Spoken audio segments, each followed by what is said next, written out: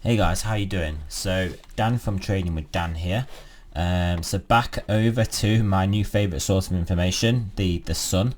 No, I'm just kidding, guys. It's not my new favorite source of information. But whilst I was on there reading that other article, this one did catch my eye. So I wanted to have a look at this because it does fit in with like sort of my own thought process of what's going on.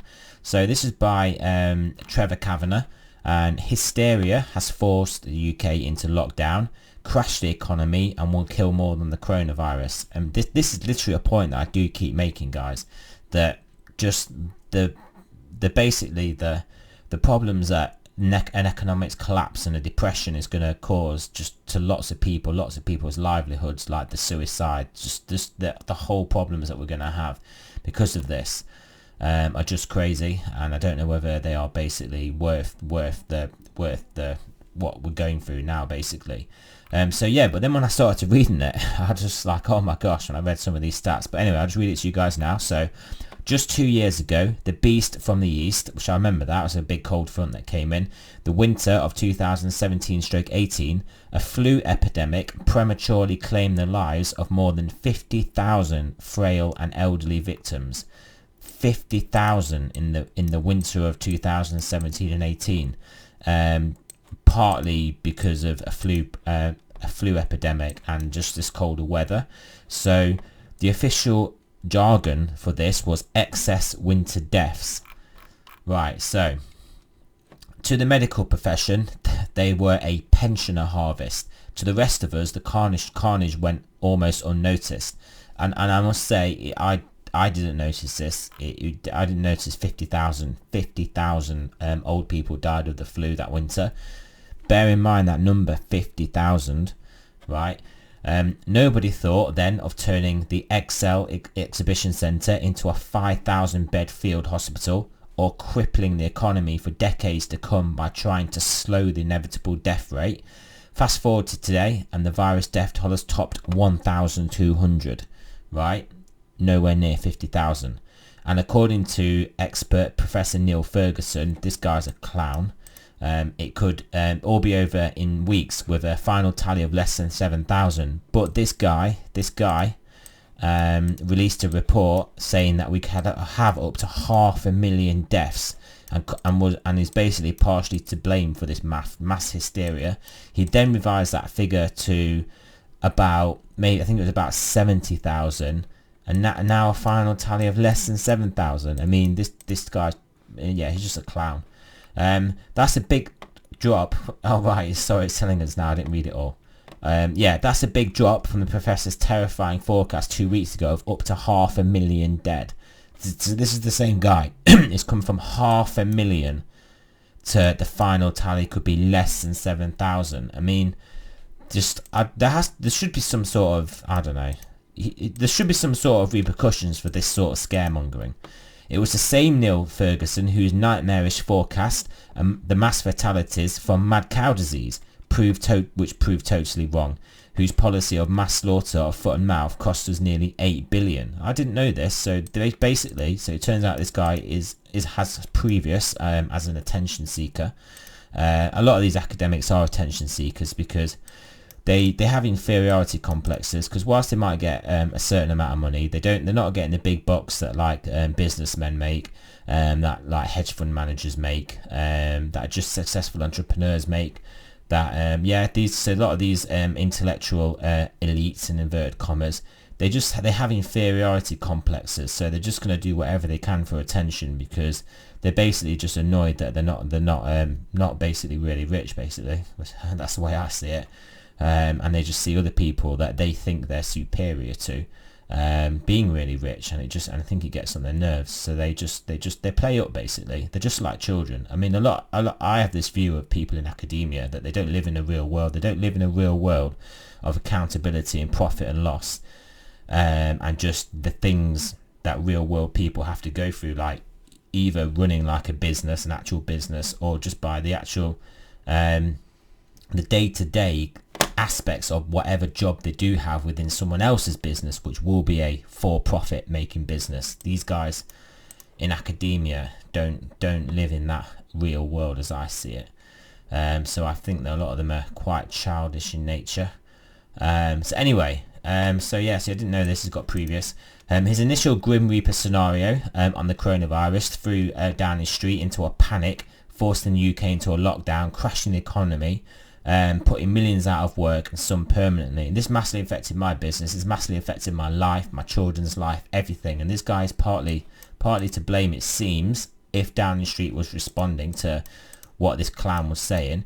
But like Downing Street, they are politicians. They're not necessarily scientists. So when you get a scientist that comes out and says stuff like that, it's hard for a government, for a person. It's hard for, say, Boris Johnson to say, well, I don't believe that, because then he's what does he do? He's like, if he's wrong, the people will be like, well, you weren't a scientist, all these people are dead now, he is a scientist. And it's like Boris Johnson has to go with what the guy says, because if the guy's right, then he has to take the measures, and if the guy's wrong, then it's the guy's fault anyway, not Boris Johnson's fault. So these are the people that are responsible for what they're saying, and they should be held account for basically what they're saying. But they won't be, I guess. And not only was he not held account for the 8 billion he cost us with the foot and mouth disease, he was then listened to again. So he got his few moments in the limelight again. So anyway, so fit of mass hysteria. So to be fair, some of the same panic engulfed most of the world, with the French gendarmes dragging the old folk to the ground for leaving home without a permit. Given the chance, our plod would follow suit. Only Sweden bucked the trend, while the rest of Europe incarcerated its citizens. The Swede allows bars, restaurants and schools to remain open. Sweden cannot take draconian measures that have a limited impact on the epidemic but knock out the functions of society, says its health secretary Johan Carlson. I mean, there it is, guys. That is my view on it. We can't take these draconian measures that have little proven impact. They may have an impact, but the impact on what? On 7,000 deaths, 10,000 deaths, 20,000 deaths, when we had 5,000, 50,000 deaths in 2017 and stroke 18 winter. So there we go. It remains to be seen if they will pay a bigger price than the next door Norway, which had locked up the entire population. The virus was born in China, among the bloody guts of disemboweled bats, snakes, poultry and wildlife, peddled in Wuhan's infamous wet markets, allegedly. But there is a grade 4 we'll call it bioweapons factory, biotech factory, whatever it is, that's basically got infectious diseases there. Within, I think it was 400 yards of this wet market. So where do you think it came from? Authorities first tried to conceal the epidemic and then used totalitarian powers to shut down the whole region at the point of a gun. To its eternal shame, in a fit of mass hysteria, the rest of the world followed suit, giving China a velvet glove for its iron fist and allowing Beijing to put the blame on us. I do not in any way minimise the tragedy of those frail and vulnerable individuals who die before their time, but no one is more at risk. But as one of those most at risk, I suspect I speak for many in their vulnerable over 70s who believe the world has gone stark, staring mad. Yeah, I think it has. Hysteria has been fanned by broadcasters with round-the-clock 24/7 crisis bulletins and correspondents declaring protecting public health is a must come before protecting the economy, which is rubbish, because basically if we have no economy, watch how quickly the health of everybody and just everything declines. Wrong. We must protect the economy, industry, commerce, retail and financial businesses. Without those taxes, our precious NHS will shrivel, not grow. I mean, yeah, not to mention that the taxes from we have no economy, we have no NHS. The cost of the lockdown on schools, sports, gyms, pools, golf, civil liberty is incalculable, not just in cold hard cash. We are building a colossal national debt which will take our children, our grandchildren a lifetime to pay off, which is fully unacceptable. Mental and physical health, children's shattered life chances, suicide, murder and alcoholism will all claim many more lives than the virus.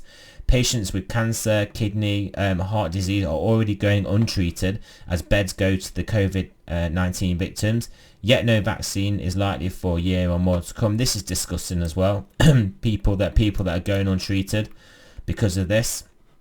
We are in lockdown over the death rate of less than 1 or 2 in 1,000, most of with limited life expectancy anyway. I was reading elsewhere statistics that 2/3 of the people that die from this were going to die this year anyway from their current illnesses. So I believe anybody that was going to die this year from their current terminal illness, they shouldn't be included in the statistics. So statistics on that basis should be at least 1/3 of what they are, and even now they're less than 1/3 of 50,000 anyway, if they're projected at 7,000. Yet we seem to take a far more horrifying death risks in our stride. Sepsis is avoidable and often agonizing. It kills 48,000 people a year. 11 million worldwide, more than bowel, breast and pancreatic cancer combined. That is bad. That's basically when you get an infection, when you're in hospital usually. Boris Johnson, one of the latest victims of the insidious virus, insists he always acts on scientific advice. Yeah, this is what I said. He's just basically passing the blame onto that Ferguson attention-seeking clown. He has written to every householder asking us to carry on self-isolating. As soon as he's well enough, he must make political choices and tackle the COVID craziness before it does more real damage. It's done so much real damage. As soon as the NHS has enough ventilators, hazmat suits and testing kits to take control of the epidemic, he must do 2 things. First, he must release the brake and get the economy going again. Labour will go mad, of course, but we need people back to work, earning a living and keeping firms and the high street alive. Then the PM must halt the ghastly new emergency laws which license Jobsworth cops. Yeah, Jobsworth. I mean, the Jobsworth cops at the best of the time. A lot of them have just got inferiority complexes themselves. The world's full of them, isn't it? They get bullied. You see some. Yeah. Anyway. To run amok, track dog walkers by drones, bellow at harmless citizens and urge us to spy on our neighbours. After barely a week of lockdown, ordinary decent people are chafing at the loss of their freedoms. And Bojo is a record high in the polls. Ridiculous. He needs to seize his chances. The time is right to get us back to more normality as soon as possible after Easter. So yeah, a lot of sense is spoken in that article. Yeah, some useful statistics there, like this one that I didn't know about. I don't know what's happened there. By the 50,000 that died in that winter, that 2018 winter, by the fact that Neil Ferguson guy has got previous as an attention-seeking clown. So I know it's the sun. Yeah, but anyway, so right, remember, not a financial advice, guys. I'm not a financial advisor. Always do your own research, and I will speak to you guys soon.